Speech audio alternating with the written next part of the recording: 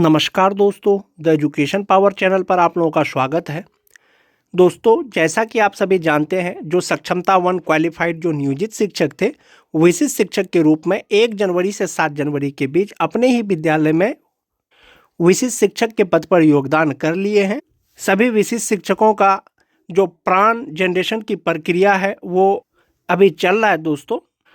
जो विशिष्ट शिक्षक बने हैं दोस्तों, उनके मन में एक क्षण से अभी तक बना हुआ है कि आखिर सीनियर कौन होंगे या वरीय कौन होंगे। विशिष्ट शिक्षक वरीय होंगे, नियोजित शिक्षक वरीय होंगे या विद्यालय अध्यापक वरीय होंगे। जो मोस्ट इम्पोर्टेंट क्वेश्चन है दोस्तों कि विशिष्ट शिक्षकों का वेतन कितना होगा या मूल वेतन कितना होगा। आज के वीडियो में हम लोग इसी पर चर्चा करेंगे दोस्तों। और 8वां वेतन लागू होने के बाद विशिष्ट शिक्षकों का वेतन कितना हो जाएगा या कितना तक बढ़ जाएगा, उसके भी बारे में चर्चा करेंगे। वीडियो शुरू करने से पहले एक रिक्वेस्ट है दोस्तों, जो लोग मेरे चैनल को सब्सक्राइब नहीं किए हैं, कृपया चैनल को सब्सक्राइब कर दें और बेल आइकन को जरूर दबा दें, ताकि शिक्षा विभाग बिहार सरकार से जुड़ी कोई भी जानकारी आपको समय पे मिल सके। तो चलिए शुरू करते हैं आज का वीडियो। ये बिहार विद्यालय विशिष्ट शिक्षक नियमावली 2023 है, जो 26 दिसंबर 2023 को जारी किया गया था दोस्तों। जैसा कि आप देख पा रहे होंगे, बिहार गजट बिहार सरकार द्वारा प्रकाशित है। ये विशिष्ट शिक्षकों का जो मूल वेतन होगा या उनको जो वेतन दिया जाएगा दोस्तों, इसी नियमावली के फिटमैन मैट्रिक्स के अनुसार दे होगा। और विशिष्ट शिक्षकों में जो सीनियर जूनियर होगा दोस्तों, वो नियमावली के अनुसार ही होगा। और नियमावली के अनुसार जो है सीनियर कौन होंगे, विशिष्ट शिक्षक सीनियर होंगे या नियोजित शिक्षक सीनियर होंगे, उसी के बारे में आज के वीडियो में चर्चा करेंगे दोस्तों।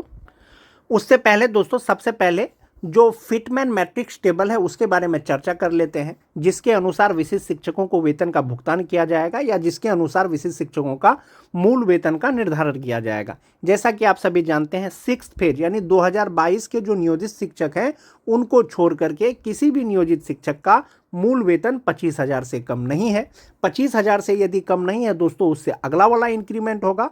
तो जो फिटमैन मैट्रिक्स के अनुसार उनका जो बेसिक पे है वो कहाँ पर फिट बैठेगा, उसके अनुसार उनको पेमेंट दिया जाएगा या मूल वेतन होगा। नियमावली में दिया हुआ है कि पे प्रोटेक्शन का लाभ मिलेगा और फिटमैन मैट्रिक्स के अनुसार जो है विशिष्ट शिक्षकों को वेतन का भुगतान किया जाएगा। जो 2013-2016 के नियोजित शिक्षक है दोस्तों, बेसिक ग्रेड के, उनका मूल वेतन 26,000 समथिंग है।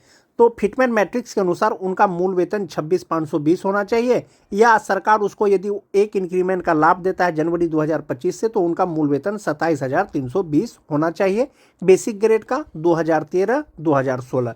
जब 2013 और 2016 के नियोजित शिक्षकों का बेसिक पे 27,320 हो जाएगा दोस्तों, जो बीपीएससी टीआरई 1 के जो विद्यालय अध्यापक हैं, 25,000 उनका स्टार्टिंग बेसिक पे था और एक इंक्रीमेंट के साथ उनका 25,750 रुपया हो जाएगा। तो बेसिक पे के रिगार्डिंग दोस्तों, विशिष्ट शिक्षक का जो 2013-2016 के हैं या उससे पहले के भी हैं, तो टीआरई 1 या टीआरई 2 के जो बेसिक ग्रेड के शिक्षक हैं, उनसे इनका मूल वेतन ज़्यादा हो जाएगा विशिष्ट शिक्षकों का।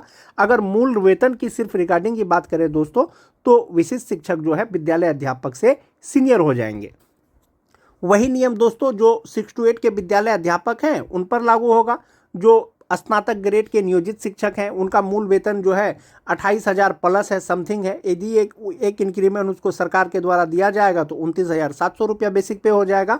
और विद्यालय अध्यापक जो 6 to 8 के हैं, उन्होंने 28,000 से शुरू किया है और 28,000 से जैसे ही एक इंक्रीमेंट मिलेगा 28,840 रुपया हो जाएगा। तो 29,700 28,840 से कहीं ज़्यादा है। इसका मतलब है, ये मैं सिर्फ आपको मूल वेतन के रिगार्डिंग बता रहा हूँ दोस्तों। विभाग क्या निर्णय लेगा इसको आने वाले समय में पता चलेगा। तो जो विशिष्ट शिक्षक होंगे वो विद्यालय अध्यापक से सीनियर हो जाएंगे मूल वेतन के रिगार्डिंग। और जहां तक बात नियोजित शिक्षक का है दोस्तों, नियोजित शिक्षक स्थानीय निकाय के शिक्षक हैं। उनका जो नियोजन इकाई है, या तो पंचायत नियोजन इकाई है या तो प्रखंड नियोजन इकाई है।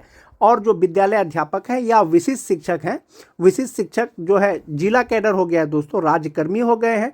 और राज्यकर्मी जो है वो स्थानीय निकाय के शिक्षकों से वो वरीय होंगे, क्योंकि स्थानीय निकाय के शिक्षक का जो नियोजन इकाई है दोस्तों, वो पंचायत प्रखंड है। और विशिष्ट शिक्षक का जो कैडर है दोस्तों, वो जिला कैडर हो जाएगा।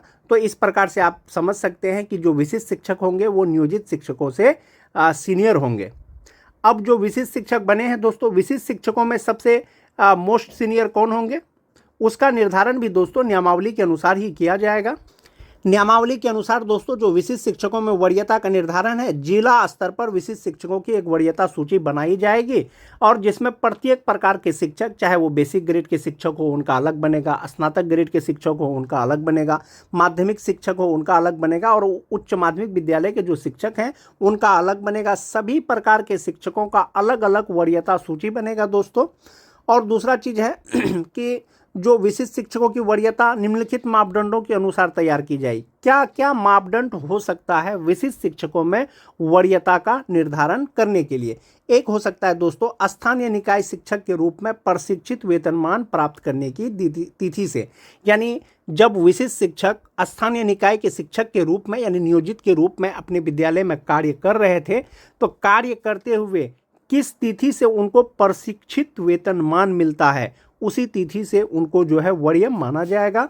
जहां दो शिक्षक, ऐसा हो सकता है किसी विद्यालय में दो शिक्षकों का प्रशिक्षण तिथि एक ही हो, तो उनका जन्म तिथि के आधार पर उनका जो है वरीयता का निर्धारण किया जाएगा।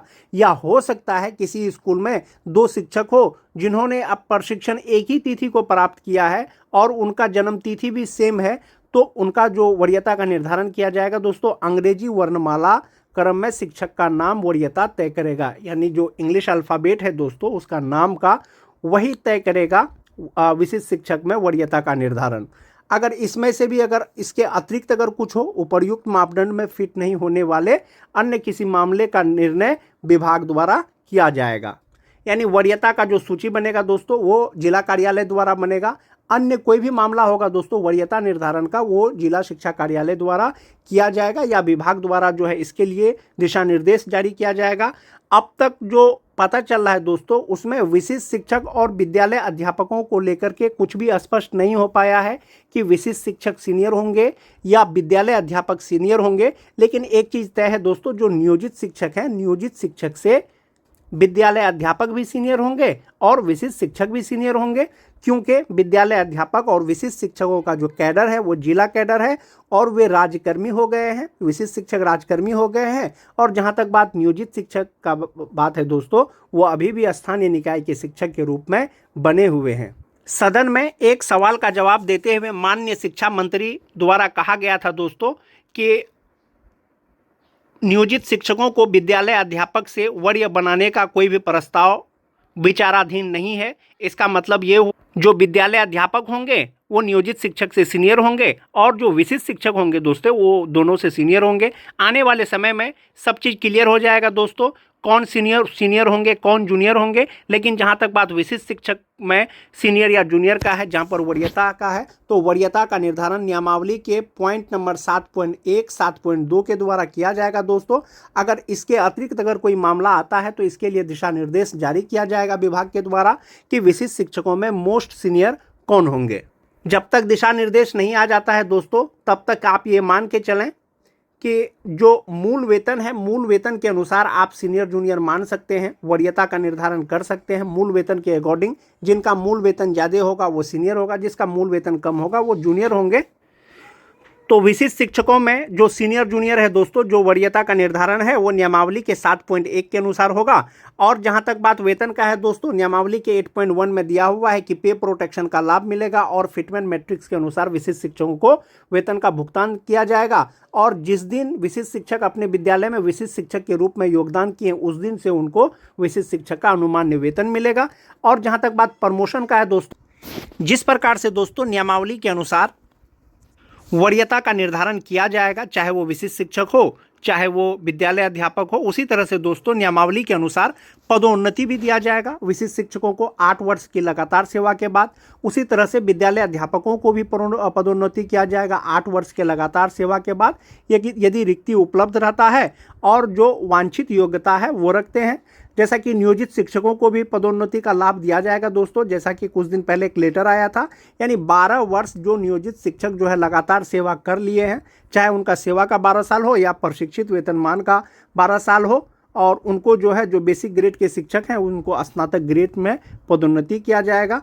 तो वो भी दोस्तों जो नियोजित शिक्षक सक्षमता परीक्षा नहीं दिए हैं, 12 साल वो सेवा कर लिए हैं दोस्तों, उनका प्रमोशन किया जाएगा, पदोन्नति किया जाएगा। बेसिक ग्रेड के शिक्षक वो स्नातक ग्रेड के शिक्षक हो जाएंगे। जब वे स्नातक ग्रेड के शिक्षक हो जाएंगे, आने वाले समय में जब वो सक्षमता का फॉर्म भरेंगे दोस्तों, तो 6 to 8 का वो सक्षमता का फॉर्म भरेंगे। जो स्नातक ग्रेड होंगे, स्नातक ग्रेड के जो सक्षमता का फॉर्म भरेंगे, संभवतः वो विशिष्ट शिक्षक भी स्नातक ग्रेड के बनेंगे। जो बेसिक ग्रेड के विशिष्ट शिक्षक होंगे दोस्तों, उनसे वो जो है वरीय होंगे। और वरीयता जो सीनियरिटी टेबल बनेगा दोस्तों विशिष्ट शिक्षकों का, वो पॉइंट नंबर 7.1 और 7.2 के अनुसार ही बनेगा। बहुत से शिक्षक ऐसे हो सकते हैं दोस्तों, जैसे कि 2013, 2016 बहुत से ऐसे शिक्षक हैं दोस्तों जिनका प्रशिक्षण का तिथि सेम है, यानी 31 मार्च 2019 को सबका प्रशिक्षण पूरा हुआ है। और इतनी बड़ी संख्या में दोस्तों एक ही प्रशिक्षण तिथि है शिक्षकों का, तो उसमें वरीयता का निर्धारण कैसे किया जाएगा दोस्तों? तो विभाग के द्वारा दिशा निर्देश दिया जाएगा। अन्यथा की स्थिति में ये जो 7.2 का जो ख है दोस्तों, एक ही तिथि साझा करते हैं, तो उनकी जन्म तिथि के अनुसार उनका वरीयता का निर्धारण किया जाएगा। यदि जन्म तिथि भी और प्रशिक्षित वेतनमान की भी तिथि सेम है, तो अंग्रेजी वर्णमाला के अल्फाबेट के अनुसार उनके नाम के अनुसार वरीयता का निर्धारण किया जाएगा विशिष्ट शिक्षकों का। फिटमेन फैक्टर जो 8वां वेतन आयोग के द्वारा जो लागू किया जाएगा दोस्तों, उसके अनुसार विशिष्ट शिक्षकों का वेतन कितना हो जाएगा? जो 1 to 5 के शिक्षक हैं और 25,000 यदि उनका मूल वेतन है, खास करके जो 2022 के नियोजित शिक्षक विशिष्ट शिक्षक बने हैं, यदि फिटमेन फैक्टर 1.92 होता है दोस्तों, तो उनका इसी प्रकार से वेतन का निर्धारण किया जाएगा 8वें वेतन आयोग के द्वारा। वहीं पर जो स्नातक ग्रेड के शिक्षक हैं जिनकी बहाली TRE 2 द्वारा हुई है, या स्नातक ग्रेड के वैसे शिक्षक जिनका मूल वेतन 28,000 या उससे कम है, तो फिटमेन फैक्टर जो 1.92 है दोस्तों, उसके अनुसार कैलकुलेशन इसी के आधार पर किया जाएगा। और जब उनका प्रमोशन हो जाएगा तो इसके आधार पर किया जाएगा। उसी तरह से 9-10 के, उसी तरह से 11-12 के, उसी तरह से 11-12 के जो विशिष्ट शिक्षक होंगे उनका वेतन का निर्धारण किया जाएगा। आज के वीडियो में दोस्तों बस इतना ही। वीडियो अगर अच्छी लगे तो अपने दोस्तों में लाइक और शेयर जरूर कर दें। मिलते हैं एक नए वीडियो के साथ, तब तक के लिए धन्यवाद।